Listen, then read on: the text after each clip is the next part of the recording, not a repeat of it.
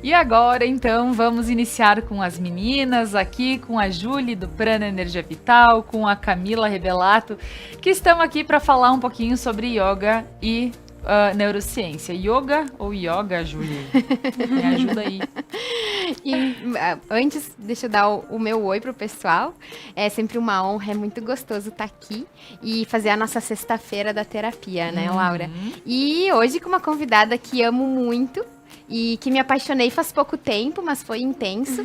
E não deu outra, né? Botei ela na mala, onde a gente se conheceu e trouxe para Veranópolis. E hoje está aqui em Nova Prata gravando conosco.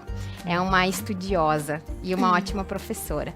Então hoje vamos navegar por esse mundo do yoga, das meditações, da neurociência. E yoga, né? Yoga é uma palavra masculina. Então é o yoga. Tá certo. Tá bem? Olha só. Mas se falar a yoga também, a gente tá entendendo, pois tá tudo certo. A gente vai ouvindo uns e outros falando, então sempre tem aquela confusão. Melhor ouvir direto de um profissional da área, né? Muito bem. Camila, seja muito bem-vinda. Obrigada. É ótimo ter você aqui. A gente sabe que as meninas sempre se preocupam com grandes convidados, para que a gente tenha grandes experiências, e isso é muito bom. E Camila, fala pro pessoal de casa de onde tu és, né? A tua base de estudo. Então, pessoal, primeiro, muito obrigada pelo convite. Eu tô muito feliz de estar aqui. Obrigada, Ju, por me trazer na mala para Veranópolis e para esse programa incrível, que eu já acompanho as meninas, já acompanho as terapias e as cestas de terapias dela, acho incrível, acompanho o podcast também. E é uma honra estar aqui. Então, eu sou a Camila Rebelato, eu sou de Três Passos, região noroeste do nosso estado, e eu vou contar um pouquinho da minha caminhada, como que eu cheguei até aqui, né, até nesse momento. Eu sou engenheira química de formação, me formei na Universidade Federal de Santa Maria. Trabalhei por um tempo na indústria farmacêutica, e na indústria farmacêutica que eu comecei a explorar um pouco mais o universo da nossa mente. Primeiro, para mim, e depois para também o local que eu trabalhava, para as pessoas, para como eu conseguiria explicar os procedimentos para as pessoas da produção, porque eu pegava informações do PDI e levava para a produção. Então, esse processo me fez estudar cada vez mais como que os medicamentos atuavam no nosso corpo e no nosso cérebro. E aí eu fui parar na neurociência. A neurociência me encontrou, eu encontrei ela, e a neurociência é a ciência que estuda o nosso cérebro. Então, quando eu comecei a estudar neurociência e entender como que são os comandos do nosso cérebro, como o nosso cérebro manda comandos para o corpo, como o nosso corpo manda comandos para o nosso cérebro, eu vi que eu já praticava yoga. Eu comecei o yoga no mesmo momento em que eu comecei a minha graduação em engenharia química, então foi um caminho juntos dos dois. E aí, nesse momento, eu percebi que tudo aquilo que eu experienciava com yoga não era só a magia da energia, que eu sei que é também, mas tinha uma explicação científica por trás, porque a neurociência estava me trazendo aquela informação do que acontecia no meu corpo quando eu entrava numa postura, quando eu fazia uma respiração, e aí aquilo ali me encantou muito. Eu decidi sair do mercado de trabalho, então, sair da indústria como engenheira química, e os caminhos do yoga foram se abrindo para mim, porque todo mundo já sabia que eu era a Camila do yoga, mais do que a Camila da engenharia. E aí, nessa caminhada, eu comecei a dar aulas de yoga, e sempre que eu dava aulas, sempre que eu dou aulas, até hoje é assim, eu costumo trazer a explicação do asana, da postura do yoga, tudo aquilo que a pessoa pode experienciar no corpo dela e também na mente. Então eu comecei a explorar tudo que a gente aprende no yoga com esse aprofundamento sensorial que as emissões que a nossa mente nos faz. E eu achei a neurociência um caminho que fica entre o yoga e a engenharia química. Porque eu sempre achava que era algo separado. O yoga era lá, a engenharia química aqui, e nada pode se unir. E a neurociência foi o que veio no meio dos dois e falou, não, isso aqui que você sabe, todo o conhecimento químico que você sabe, fez com que eu entendesse sobre os hormônios, sobre os comandos químicos do nosso corpo, que a bagagem da engenharia química me ajudou muito. E o yoga, tudo aquilo que eu já tinha experienciado com as práticas, o conhecimento, também se encontrou na neurociência. E aí, nessa união, eu fui me aprofundar nos conhecimentos do yoga, fui para Montanha Encantada, fiz a formação de yoga integrativa com a Julie. E a formação de yoga integrativa também é uma formação de yoga um pouco mais aberta, um pouco mais moderna. Eles trazem o Hatha Yoga, que é o yoga clássico, junto com coisas mais novas do mundo do yoga, né? A gente faz práticas de somáticos, a gente faz práticas de yoga restaurativo para acessar os nossos corpos ocidentais. Porque o yoga clássico, ele é um yoga que às vezes quem vê fala, não, eu nunca vou chegar nesse lugar, nessa postura, como? E aí o yoga integrativa traz essas ferramentas pra gente ir trabalhando o nosso corpo, abrindo espaço com muito cuidado, com muito carinho. E aí, mais uma vez, eu encontro a neurociência dentro disso, que é essa explicação que o nosso cérebro ele precisa estar confortável, ele precisa estar bem, para então ele conseguir evoluir. E aí, essa é minha caminhada. E é incrível, porque ouvindo a Camila falar sobre neurociência, que faz toda a ligação entre o teu estudo de química para a questão do yoga, Julie, a gente vê grandes mudanças e, por vezes, aqui vocês já citaram como pessoas que praticam meditação, praticam yoga, elas podem ter um benefício, elas acabam não tendo tantas doenças cardiovasculares quanto cerebrais, enfim. Então, daqui um pouco, tudo que a gente está ouvindo aqui, que as coisas elas têm essa ligação, elas fazem todo sentido, e agora a gente tem inclusive a base aqui para nos fortalecer nisso. É lindo quando esse casamento acontece, né? Porque nada é separado, tá tudo junto e misturado. E o nosso cérebro é uma máquina perfeita e divina. E só que tudo nessa terra, tudo que existe aqui tem a luz e a sombra, né, Laura? Então, de que forma eu estou usando todos os mecanismos que eu tenho para ter uma vida plena, né? Porque essa é a busca, que eu tenha uma vida com equilíbrio, que eu tenha um processo aqui na Terra que seja leve para mim e para os que me cercam. Quando a gente traz esse conhecimento da neurociência junto com o yoga e, enfim, com qualquer outra formação que a gente venha a ter, quando a gente conhece essa máquina e usa ela a nosso favor, os processos começam a ficar mais claros. O que acontece no nosso dia a dia, nós estamos sempre pensando algo, construindo algo, executando algo, fazendo, criando. Isso o tempo todo. A nossa mente está mandando, eu nem sei quantos pensamentos, mas esse dado acho que a Camila deve ter aí para passar para nós. Mas é uma enxurrada de pensamento, é uma enxurrada de informação o tempo todo. E que às vezes eu tô aqui escrevendo um texto, mas me lembrei que eu deixei a água no fogão, mas eu tenho que ainda botar a roupa a lavar, mas tem um filho me chamando lá em cima. E é isso, essa chuva toda, esse ruído todo que acontece na nossa mente.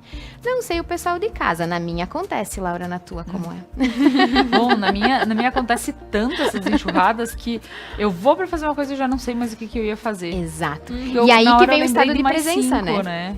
Sim. Esse é o estado de presença. E aí o que acontece? Vem uma prática de yoga que diz assim, ok, agora fechem os olhos e percebam os dedos dos pés. Pronto, já te trouxe para um estado de presença. É algo simples, é algo rápido e que, opa, tu não consegue pensar que a roupa tá batendo, que o filho tá gritando, porque tu tem um lugar seguro, um lugar silencioso, para que pelo mínimo 1 hora das tuas 24 horas do dia, tu pare para desacelerar a tua mente e começar a aumentar os teus hertz cardíacos, né? As tuas emoções começam a se mostrar. Ah, por isso que eu tava tão irritada. Ah, por isso que essa informação chegou para mim. Por isso que hoje de manhã eu gritei com meu marido. Olha só, era algo que eu tava sentindo aqui, que aconteceu. A gente dá um tempo para que a nossa mente sossegue nesses ruídos e que as informações lá do nosso coração, das experiências que a gente viveu, possam se manifestar para que a gente possa enxergar. E aí a gente fala que não é o olho da matéria que vai enxergar isso, e sim o olho da alma, que é esse autoconhecimento. Olha só. E enquanto vocês falavam, e a Camila falou sobre o cérebro estar confortável, né? Sim. Aí a Julie comentou sobre essa enxurrada de informações a todo momento e que ele dá conta. Eu digo que o meu às vezes patina. Precisa ligar as 4x4 pra assim, peraí, que eu já... É engraçado porque... Por vezes eu tô fazendo mais do que uma atividade. E o Fabiano vem, comenta alguma coisa. E eu disse, o que tu falasse mesmo? Porque eu olhei pra ele, mas eu não olhei pra ele. Porque eu fiquei ligada Não, em outra coisa que eu estava... Então, assim, realmente existem várias situações que fazem com que a gente não esteja no estado de presença, não preste atenção devida no que precisa naquele momento. Então, isso é muito bom. Até a Julie, né? Pensa agora que tu tem, né? Cria esse aqui e agora, nesse momento. Beleza, então, estou aqui. Mas como deixar esse meu cérebro confortável? Como a gente pode entender isso dentro da yoga, dentro da neurociência? O que ela nos diz que é muito importante, que faz toda a ligação com o yoga? Vamos lá. Existe um estado ótimo para o nosso corpo, que é o estado de presença. No estado de presença, o nosso corpo ele economiza energia. Por isso que ele se considera um estado ótimo. Quando a gente está com muitas coisas na cabeça, a gente está tendo um gasto a mais energético. E esse gasto a mais energético, esse excesso de processamento, dá um desgaste físico também. Então, sobrecarrega a rim, sobrecarrega os órgãos internos, sobrecarrega, enfim, tudo do nosso corpo é sobrecarregado porque são muitas tarefas feitas ao mesmo tempo. Os neurocientistas já falaram, o ser humano não foi feito para ser multitask. Ele é feito para fazer uma tarefa. Por isso que hoje em dia a gente a doença do século é a ansiedade, porque a gente não foi feito para ser multitask, não foi feito para ser multitarefas. Então quer dizer que a gente tem que largar isso que é... Não, mas eu dou conta. Então eu posso fazer tudo isso, então eu dou conta. Porque eu vejo isso na minha prática do dia a dia. Então acredito que, por mim, simples mortal aqui, quantas pessoas devem estar passando pela mesma situação. Então pode falar mais que eu gostei. Como fica leve escutar isso, né? É verdade. Então quer dizer que eu não tô tão errada. Não, então se eu vou um pouco, tá tudo bem. Tá tudo bem. A gente não foi feito para ser multitask, a gente está desenvolvendo essa habilidade, mas também a gente está recebendo sinais de que isso não está sendo muito bom para o nosso corpo, porque ele está apresentando muitas doenças, muitas fadigas mentais, resultando em doenças mentais. Então, esse multitask não é bom. E quando eu falo essa multitarefa que a gente assume, é até aquelas multitarefas que a gente nem percebe que é multitarefas, como, por exemplo, dirigir ouvindo música. São duas tarefas que estão acontecendo. Claro, a gente está usando dois sentidos diferentes, na verdade. Cantando em tal decibéis, né? Cantando assim, absurdamente. Então, claro, sobrecarrega menos o nosso corpo, porque a gente está escutando, usando a audição, e o outro a gente está usando a visão, né? O controle motor. Então é menos pior. Mas quando a gente está usando o mesmo sentido mais de uma vez, e que a gente faz isso, até a atenção, às vezes no trabalho, usando o mesmo sentido para mais de uma coisa, estou respondendo uma pessoa e estou escrevendo um e-mail e estou escrevendo um texto, enfim, faço as coisas ao mesmo tempo, eu estou sobrecarregando uma mesma função. E isso começa a gerar uma fadiga, um cansaço no meu cérebro que vai resultar em alguma coisa no meu corpo. Nossa, e eu tô achando que eu tô fazendo o máximo. Cara, eu tô falando com 4 pessoas ao mesmo tempo, assuntos completamente diferentes. E tô respondendo, tô editando, tô isso e aquilo. Então quer dizer que isso faz mal. Uma coisa que eu gosto muito... Uma coisa que eu gosto muito de falar e fazer, porque eu também não tô falando aqui de um lugar que eu sou perfeita, não faço multitarefas, na verdade eu faço muitas. Uma coisa que eu gosto muito de falar é pensa um pensamento até o final. Só isso.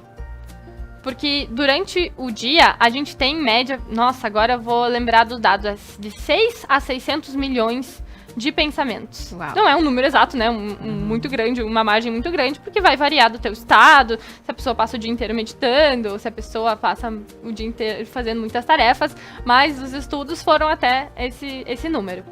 E aí, esses 600 milhões, às vezes é o mesmo pensamento. 100 milhões são o mesmo pensamento. Eu tenho que fazer o quê? E aí, os pensamentos, eles começam e param. Começa num lugar e para. Não vai pra nenhum lugar. Porque a gente não trouxe ele até o córtex pré-frontal, até pra frente, até o final. E tá. E aqui, ele começou, eu respiro fundo. Era só isso que eu tinha que fazer. Aí eu já diminuo de 600 milhões pra 500 milhões. Porque eu pensei ele até o final. E aí... Não precisa ser super complexo eu sentar pra meditar por 1 hora. Não, você só precisa sentar, talvez, colocar os 2 pés no chão. Ar lá na barriga. Pensei até o final. Era só fazer isso.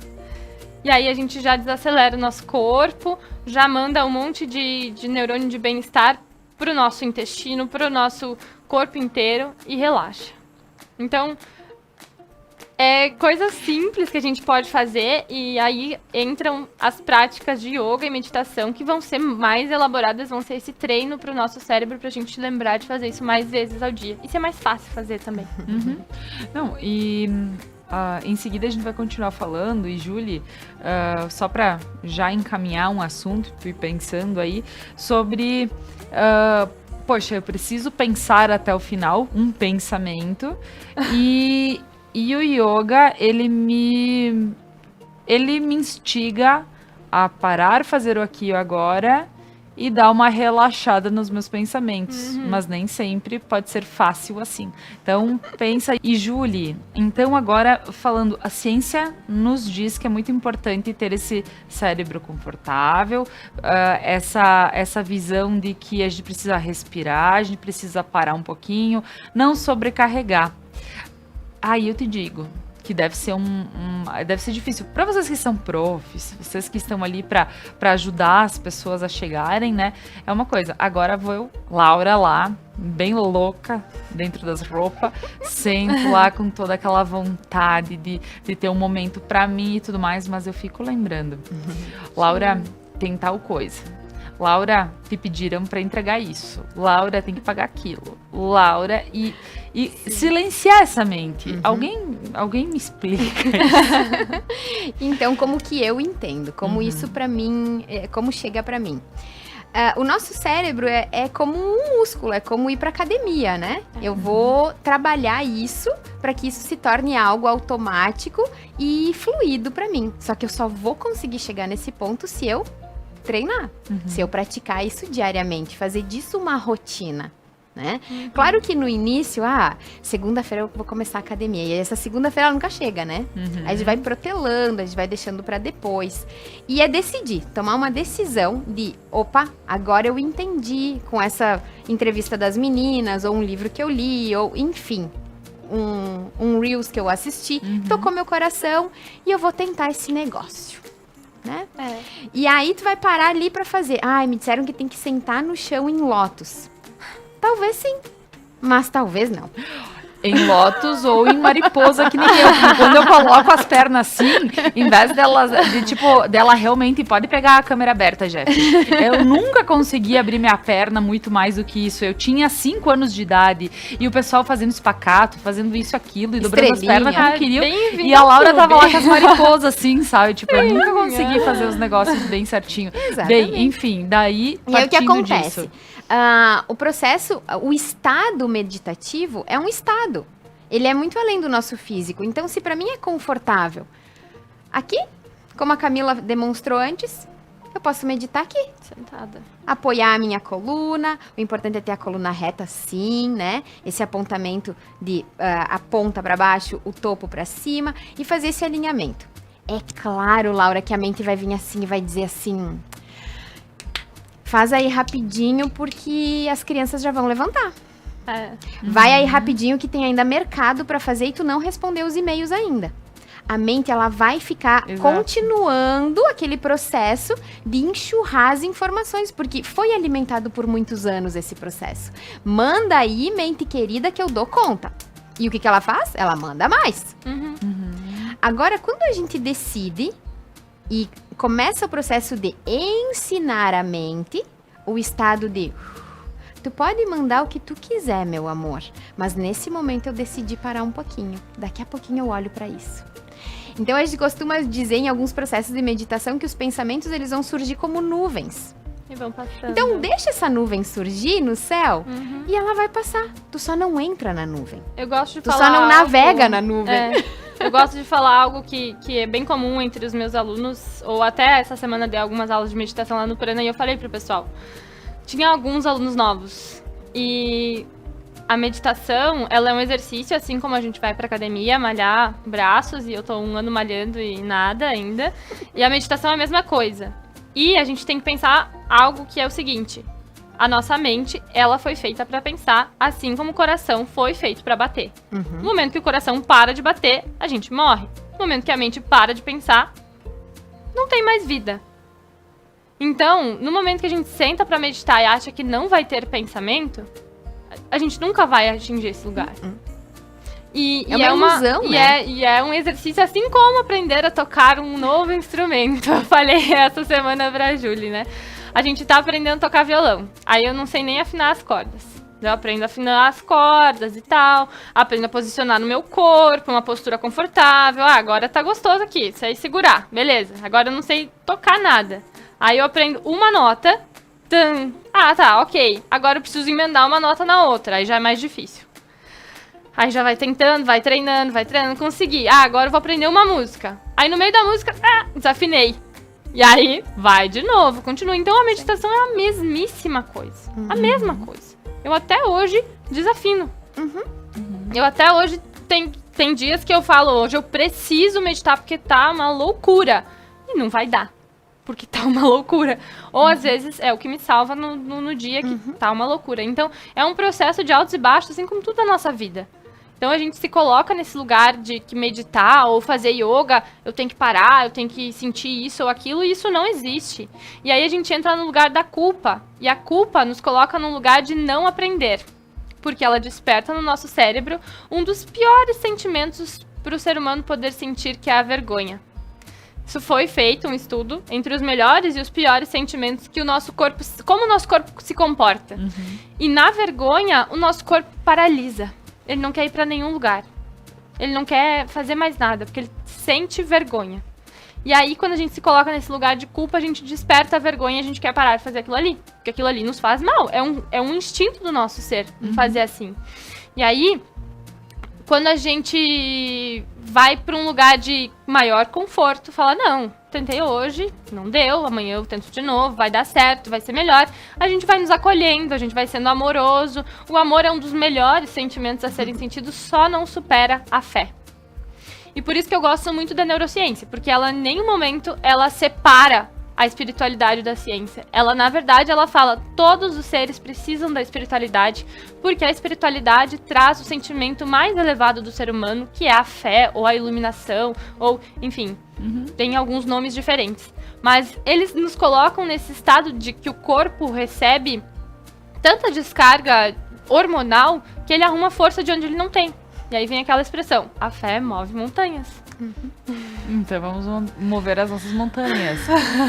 Julie, dentro de toda essa colocação da Camila, e pensando de que a fé move montanhas e que é muito importante a gente estar ligado a algo maior além além do que a gente já vive no dia a dia, do que a gente experimenta como corpo, como estar aqui e tendo que fazer todas as atividades que nós somos propostos todos os dias a fazer. Essa fé e talvez esse silenciar, que então tem gente que busca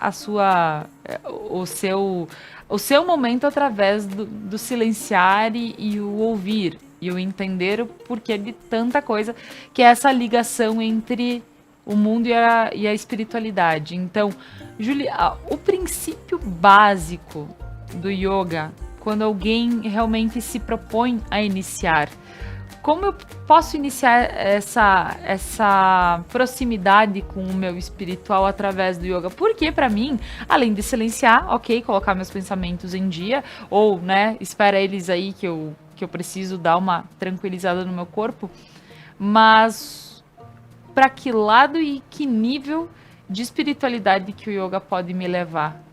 Pensando na... Sim. Não sei dizer até onde vai levar, Laura. Mas sei dizer aonde ele me tocou. E como foi para mim essa caminhada. Há um tempo atrás, logo que me tornei mãe, eu não praticava yoga, mal sabia o que era, né? Nunca tinha me dado o prazer de sentir isso. E aí, uma amiga minha, a Gioconda, talvez esteja assistindo o nosso programa, uma amiga linda que eu amo, e nós nos cruzamos no corredor da escola. As crianças já tinham começado a ir para a escola e eu muito deprimida, não vendo sentido para as coisas, percebendo que eu não era mais uma pessoa produtiva, que eu tinha aberto mão de algumas coisas minhas para a maternidade, naquele vucu-vucu que conversamos no programa passado, né, com a Azul. E aí nós nos cruzamos no corredor da escola e ela disse assim pra mim: olha, amiga, eu posso estar muito enganada, mas eu sinto no meu coração que o yoga ia te fazer muito bem. Eu pensei, bom, por que não? Né? Tá, fui lá, fiz a primeira aula.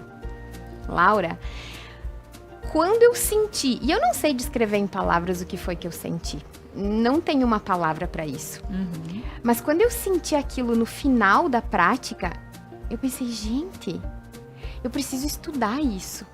O que é que eu tô sentindo? O que tocou em mim? O que é essa prática de movimentos com o corpo? Porque yoga não é só movimento com o corpo.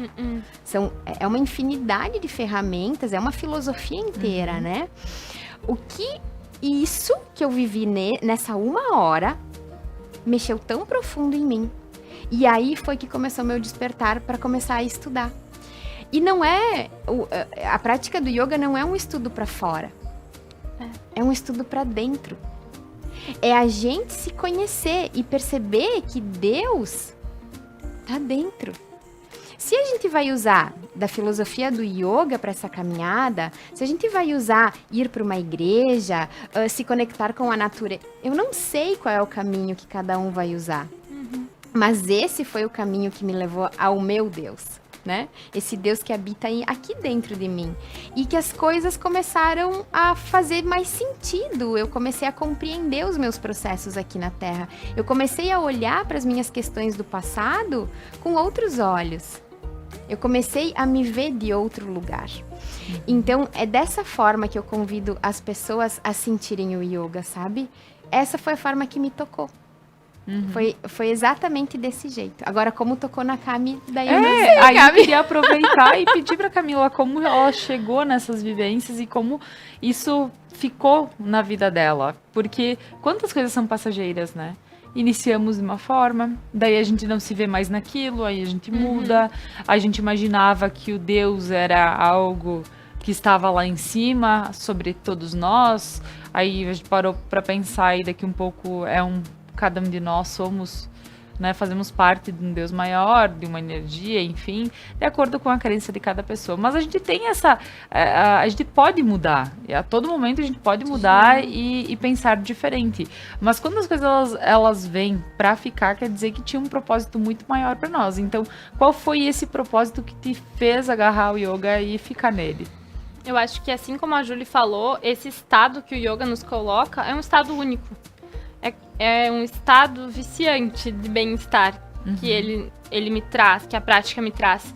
Então, isso faz com que eu saí de férias em agosto, fiquei viajando 1 semana e falei, não vou viajar, vou estar viajando, não vou conseguir praticar. Chegou no 4º dia, eu falei, não, eu preciso, nem nas férias, eu preciso, meu corpo... Ele funciona diferente. E quando a gente pratica yoga, a gente vai descobrir, a gente vai criando intimidade com o nosso corpo de uma maneira que a gente nunca iria criar antes. A gente aprende a respirar, a gente aprende a sentir, a gente aprende a perceber cada músculo que compõe o nosso ser. E a gente cria tanta intimidade que a gente sabe quando que o corpo tá... Quando ele tá legal, quando a digestão tá legal, quando ele tá inchado, quando ele não tá... E aí, ficar sem a prática, pra mim, começa a trazer um monte de coisa no meu corpo que me dá um mal-estar. Eu tô dura, meu Deus. Há quantos anos como que eu pratica tô yoga? sentindo isso? 6 anos. 6 anos. É uma caminhada. É uma caminhada. Claro, não, mas é algo que... com o que a gente tem prazer, o nosso organismo, ele se acostuma facilmente. Então, a gente começa a sentir... Sim, é isso que... E eu preciso fazer um parênteses. Amiga, qual é a tua idade? Eu tenho 24 anos. Então, ela começou esse processo na adolescência. Né? E aí, o meu processo com o yoga foi assim... uma coisa que eu acho legal da gente comentar. Que as pessoas têm essa dúvida. O yoga não é uma religião. Né? Ele pode ser usado por todas as religiões, porque, como a Julie disse, é esse estado que nos conecta com o nosso Deus, seja ele qual for. Deus, Alá, Maomé, Jeová, não sei. Pode ser qualquer Deus, ou se você não tem nenhum Deus, que te conecta contigo mesmo. Eu conheço várias pessoas que começaram a caminhada do yoga, e aí, realmente, entraram nessa caminhada de espiritualidade, de perceber que tem algo a mais, que tem essa conexão com o todo, tem essa percepção do corpo, porque a caminhada do yoga é uma caminhada espiritual também. É essa parte do nosso ser que, por mais que eu estude 1 milhão de vezes o nosso cérebro e a neurociência, tem uma parte que a neurociência chega e fala assim, aqui a gente já não chega mais. Aqui é algo além. Não É o define invisível. da onde que vem, da onde que vai, mas aqui a gente não conseguiu ir ainda. Inclusive, a prática do yoga é uma prática milenar, ela tem 5.000 anos. E hoje eles estão começando a tentar explicar coisas que os yogis, os praticantes, já faziam há muitos anos e sabiam que dava certo. Só que, claro, sem buscar a explicação. Inclusive, as posturas do yoga são as posturas que a gente fala que são psicofísicas, porque a gente faz uma postura no corpo, dá um resultado na mente, mas resgata um lugar lá no nosso inconsciente que a gente pode chamar de arquétipos, né?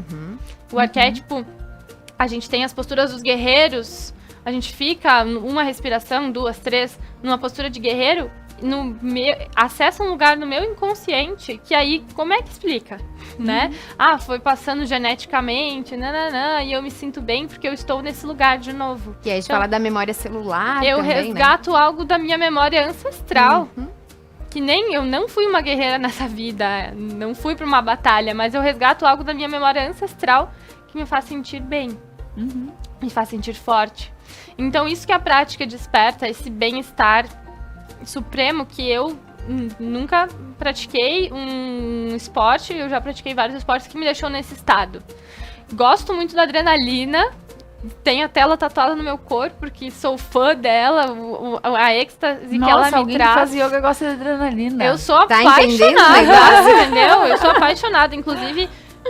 o yoga me traz muita adrenalina, porque é um lugar dentro, desconhecido, desafiador, que eu vou procurando. Mas eu gosto muito de esportes de aventura. E eu gosto muito da descarga energética que eles me trazem, né? Aquele estado de êxtase, aquele medo, aquela segurança, e depois ver que deu tudo certo. Mas o estado de centramento que o yoga me traz, e é tão acessível, né? Eu não preciso escalar uma montanha para chegar nele, eu posso sentar na minha sala e estar... É único, é viciante. Isso aí. É do tipo pular de bug jump e namastê! Sabe? E Camila, tu estás aqui falando sobre neurociência, sobre toda essa bagagem que, combinada a uma grande terapia, faz com que as pessoas mudem sua forma de ver, mudem seu estilo de vida, por vezes parem simplesmente a partir, né, ouviu falar do yoga hoje, daqui um pouco ela tá parando para fazer uma respiração, daqui um pouco ela tá chamando vocês para ter uma visão um pouco diferente nesse ambiente de terapia.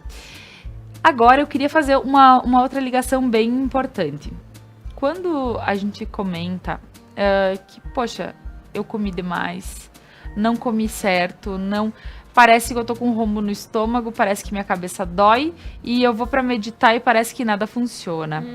A gente pode entender uma ligação entre até a boa alimentação com o nosso cérebro, com o nosso corpo, para uma boa prática? Completamente. A gente deve entender, né? Hoje em dia já se fala que o nosso intestino é o nosso segundo cérebro. Com tudo que a gente coloca pra dentro, vai fazer comandos, né? E uma coisa que a gente aprende no yoga e nas práticas do yoga é que não tá separado. A mente não é separada do corpo, é tudo um só. E a neurociência mesmo diz que não tem início, meio e fim. Ao mesmo tempo que eu mando um comando do meu corpo pra minha mente, eu estou mandando comandos da minha mente pro meu corpo. Então, quando a minha alimentação é ruim, eu estou disparando coisas ruins também pra minha mente. Os hormônios da felicidade, tão conhecida serotonina, 80% dela é liberada no intestino. Então, se eu não tiver uma alimentação boa e saudável, esse hormônio não vai conseguir ser absorvido pelo meu corpo, eu não vou me sentir feliz. Então, sim, está completamente conectado. As práticas de yoga são práticas muito além das posturas físicas, que também nos convidam a fazer purificações através da respiração, através das práticas de massagem no corpo. Então, são conhecimentos assim que vão muito além do que a gente vê na internet da galera só praticando, né? Vai muito além disso. E isso tudo visa purificar o corpo, fazer a limpeza. E aí também esse olhar mais consciente, com presença, que faz com que eu já senti que meu corpo fica bem quando eu como aquilo ali e fica mal quando eu como aquilo ali. Já sei por que não escolher aquilo ali. Entendeu? Então essa consciência que a gente tem, esse olhar atento pro nosso corpo, pro nosso ser, que o yoga nos desperta, né? No dia a dia. E quando... Eu posso... Por favor, claro, eu ia mesmo quase nem se largar pra interrompe, ti. né? Quando a Camila fala disso, eu lembro... nós estamos trabalhando num projeto, né, Laura? E vamos falar sobre ele Por favor. logo mais. E, o que acontece? Como é que se chama, Cami? Mindful eating. Isso, Vai obrigada, falar amiga. disso. Exato. O que é esse processo, né? É a gente chegar a um estado de presença e perceber o que estamos comendo. Pela correria, pelo excesso de pensamento, pela agitação do mundo externo, logo, tô com fome, só deixa eu comer isso aqui rapidinho, e já vou continuar digitando, deixa eu ver se eu consigo comer com o cotovelo para conseguir usar a mão. Sim? E sem contar, sem contar que tem assim, o que é mais rápido? Às vezes seria descascar uma fruta. Sim. Mas o que é mais rápido? É ligar pro boy, traz tal coisa, né? E eu vou comer qualquer coisa. Por mais que depois eu vou sentir meu estômago dizendo, cara, eu não devia ter comido isso. Eu vou ficar agora trabalhando mais E qual um é o tempo. sentimento da culpa? Que vem alarmando, olha aí. paralisando. Exatamente. Então, o que acontece? Esse estado de presença no processo alimentar, ele é fundamental. Até pela prática do jejum, que muitas vezes é um convite que se faz, né? Claro, bem acompanhado, bem amparado, e com essa prática de purificação. A gente precisa purificar o nosso corpo. A gente está o tempo todo trazendo alimento, às vezes não de uma forma adequada ou atenta, e esse resíduo vai ficando. Então, se eu não tenho uma prática de purificação mental, física, como que eu vou chegar num estado meditativo para um olhar espiritual? Exato. Então, é um caminho que a gente percorre, né? Então, de que forma eu trato o meu alimento? Antigamente, não sei, eu acho que na tua casa ainda fazem, Laura, porque a gente já conversou sobre isso. Das famílias fazerem a oração quando a mesa tá posta, né? Exato. Então a comida tá ali organizada, aquele aroma maravilhoso, porque tu se conecta com todos os teus sentidos quando tu se depara com esse visual da mesa. E essas pessoas mais antigas, com esses hábitos que talvez algumas famílias ainda tenham, honram aquela comida, honram o processo, o plantio, a colheita, a chuva que regou, que nutriu aqueles grãos, aquelas plantas, o sol que trouxe a energia para que essa planta crescesse, a colheita, enfim, todo o processo para que chegasse ao mercado, nós conseguíssemos comprar esse material, levasse para casa, confeccionasse a comida e colocasse à mesa.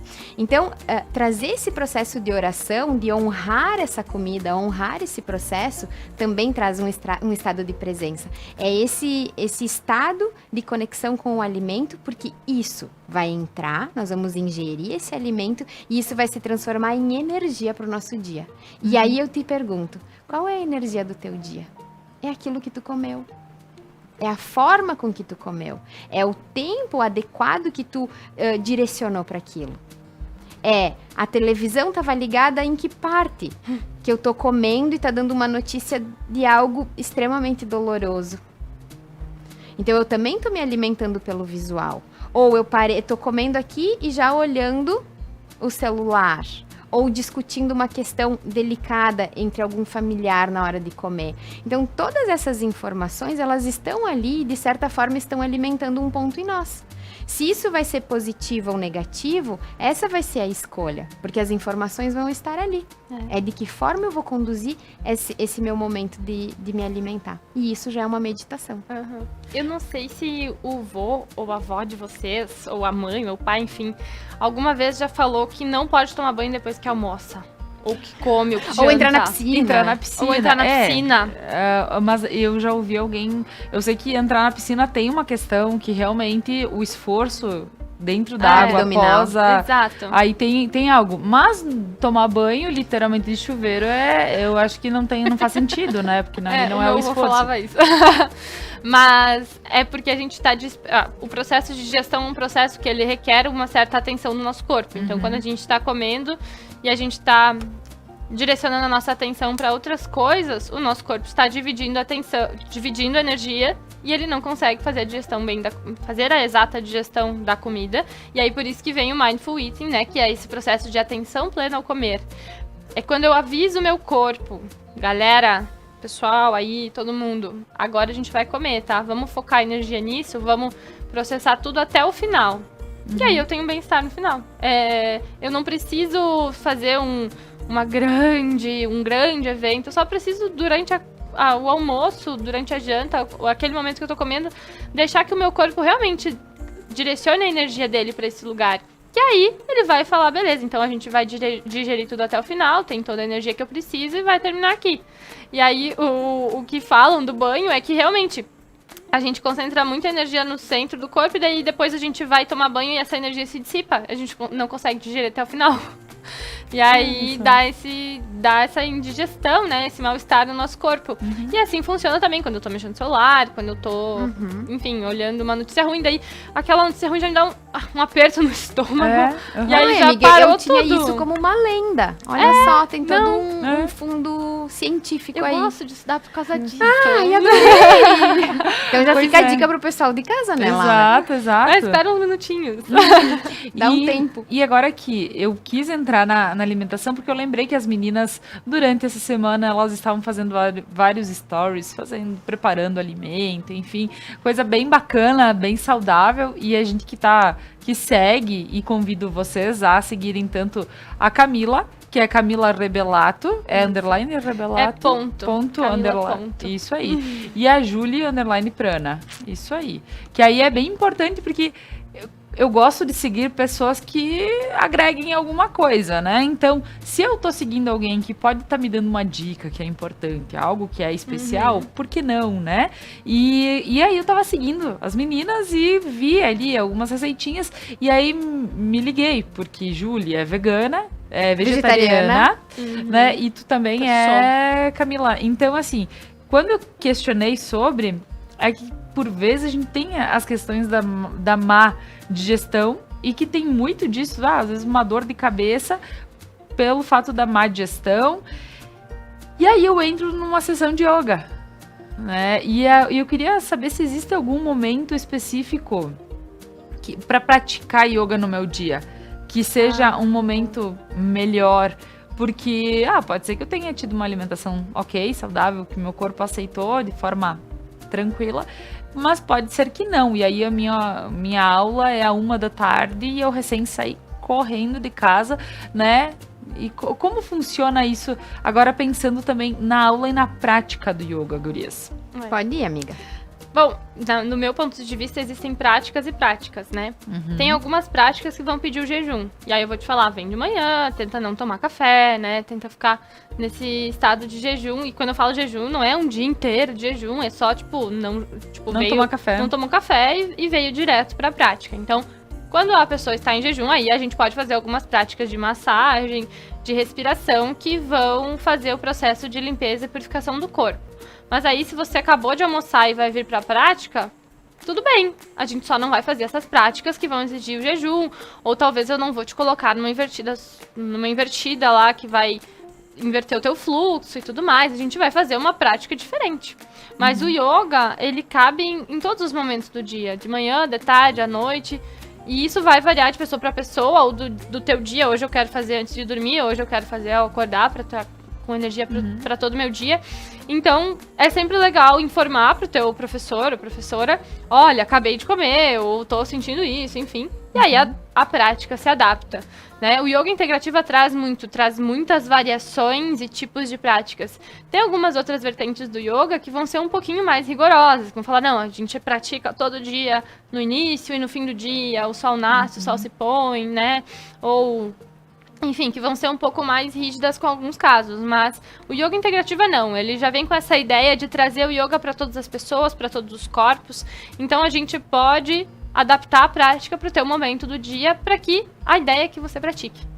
É basicamente isso. É isso aí. Sim, que de alguma forma o yoga toque teu coração.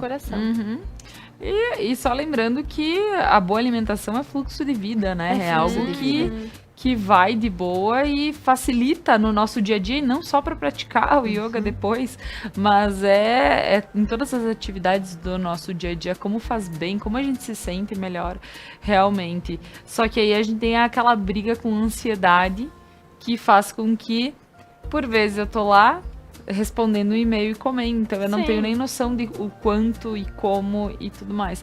E aí, por isso que é tão importante a gente começar a parar, dar essa relaxada, ver o que o meu corpo pede, o que pode estar sendo, e essa ligação hoje, para poder explicar tudo isso para nós de forma, talvez um pouco mais profunda, porque toda vez que a gente fala assim, alimentação saudável é importante, fazer uma meditação, né, parar um pouco, fazer um yoga é importante, a neurociência fala sobre todo o nosso bem-estar, beleza? Tudo isso é importante, mas quando a gente para e conversa de forma tranquila sobre, a gente vê que é realmente tranquilo de fazer, não é algo, né? É possível. Sim, Isso é algo possível.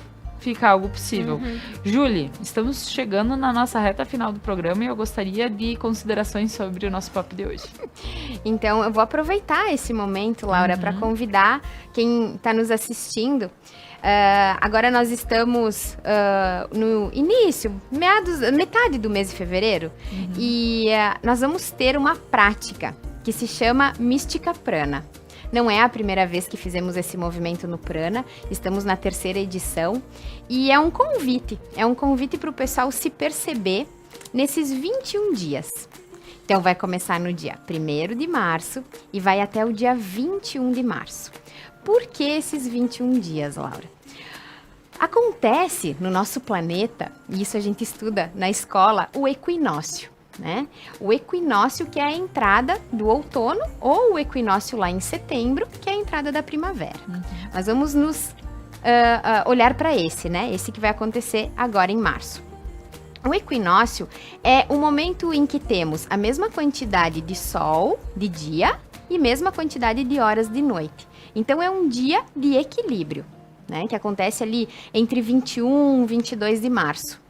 E é a passagem de uma estação para outra. Então, nós estamos no verão agora. E é um réveillon, na realidade. E é um réveillon também. Exatamente. É uma passagem entre o signo de Áries, né? Então, o que acontece? Nesse ritual, nessa passagem, a gente pode levar isso para o lado místico, a gente pode levar isso para o lado mais orgânico e fisiológico, né? Mas o que acontece nesse período? A gente usa desses 21 dias para se purificar. O que acontece no outono, Laura? As árvores caem suas folhas. E é esse convite desses arquétipos, né? Desse inconsciente que está ali aos nossos olhos, que diz assim: o que é que tu vai soltar para levar para o teu outono? Que sementes que tu vai separar da tua experiência do verão, do teu movimento para fora, para recolher, zelar, cuidar, proteger durante o outono e mais tardar no inverno, né? Então é esse convite para perceber o nosso lado orgânico, o nosso lado mental e unir isso ao espiritual. Então, é uma prática de 21 dias, guiados por mim e pela Camila, com práticas diárias, um acompanhamento bem amoroso, né, bem Camila? Um olhar direcionado para cada participante. E hoje, nós, inclusive, já montamos um grupo de WhatsApp, que também está disponível hoje, eu coloquei nos stories, mas também está disponível naquela partezinha do Instagram, como é que é o... Na bio? Na bio, obrigada. Então, lá em cima na bio também, quem quiser entrar no grupo de WhatsApp, a gente já está disponibilizando o material que é gratuito agora. Então, até o dia 1º, nós estamos disponibilizando esse material gratuito com práticas diárias. Então, quem sentir o que é que essas meninas estão fazendo? Deixa eu tentar entender um pouco desse movimento que está acontecendo ali, que elas conduzem. Então, entra no grupo e começa a usufruir, a se perceber diante desses materiais que estão disponíveis. E aí sim, depois se decidir fazer a mística, daí é outro movimento. Para finalizar o nosso programa de hoje, meu Deus.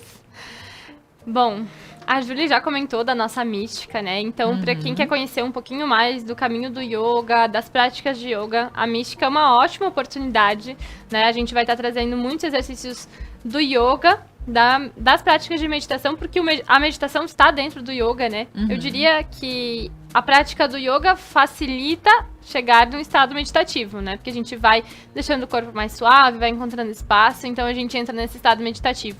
E olhando para isso que a gente trouxe e toda essa caminhada para dentro da mística. E a mística vai ser uma caminhada em que eu posso nunca ter praticado, não conheço nada, nunca meditei. A gente vai pegar a galera pela mão e falar, não, vamos juntos. A gente vai fazer, é em grupo, e isso fortalece muito, né? Todo ser humano quer pertencer, né, Júlia? A gente repete frases muito. da Fefê, né? A Fê fala muito, a Ju fala muito. Então, a gente tem muito essa vontade de pertencer, e quando a gente tá em grupo, a gente tem mais força de continuar, né? É mais fácil pro meu corpo fazer o processo de criar uma rotina. Eu vou ver aqui o relato, como é que foi a Júlia no dia de hoje, como é que eu me senti, como é que foi todo esse processo de cada um, vou me sentir parte daquilo, porque a ideia da mística é a gente trazer o yoga de uma maneira leve, trazer a meditação de uma maneira leve, mas a gente também encontrar esse desafio de olhar para nós mesmos, né? De olhar para os nossos hábitos, de ver o que a gente não quer mais e o que a gente quer continuar. Então, a gente vai sim encontrar momentos de desconforto. E aí, a gente vai usar essas técnicas do yoga e da neurociência para ficar o mais confortável possível e nesse processo encontrar os benefícios no final, né? A gente vai fazer uma caminhada olhando para o corpo físico, depois para o corpo energético, para o corpo mental, então para nossa mente, até encontrar essa parte no yoga que a gente chama de bem-aventurança, que é o nosso corpo de energia, a nossa alma, o nosso atma, que é essa parte superior do nosso ser. Então, nesses 21 dias, vai ser uma caminhada desbravando todos os corpos. A gente vai trazer um pouquinho das técnicas da neurociência. Nem toda técnica que eu falo que eu passo, eu falo assim, isso aqui é yoga, isso aqui é neurociência. Eu misturo tudo. Misturo tudo e a gente vai passando pro pessoal e as pessoas vão sentindo a experiência. Então, eu acredito que vai ser uma prática incrível. Já tá sendo incrível, né? As pessoas já Hoje estão já recebendo começou, né?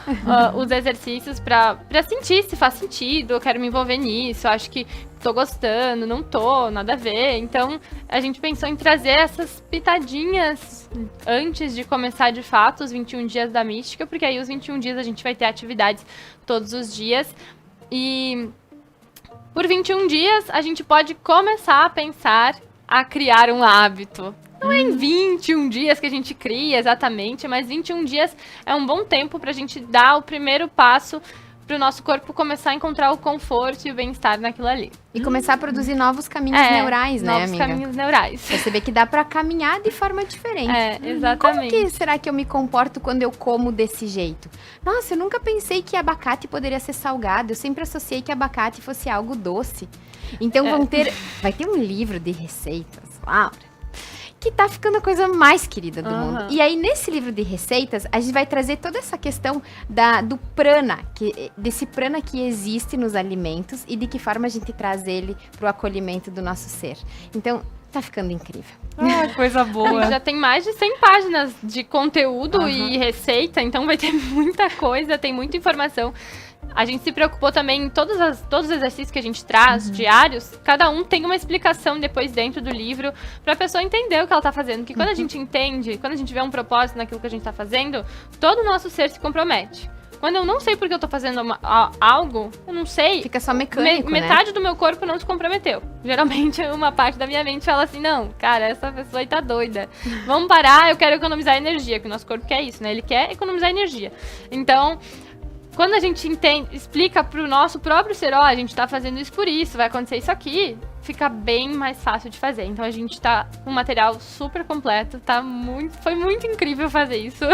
Eu agradeço muito a Júlia por ter me convidado nessa parceria, porque foi um mergulho, assim, muito profundo, muito intenso no yoga e muito legal desse mergulho trazer algo pra fora, assim, que é como eu posso passar isso de uma forma leve, porque eu tenho isso também, tem que ser leve, tem que ser simples, não precisa complicar tudo, porque senão o nosso ser não vai querer fazer. Não vou querer aprender. E eu quero tocar as pessoas, então eu quero que seja leve. E aí a gente fez esse processo ser um processo intenso, ser um processo que a gente vai olhar para nós mesmos de uma maneira profunda, mas pode ser suave também. É isso aí. Gurias, muito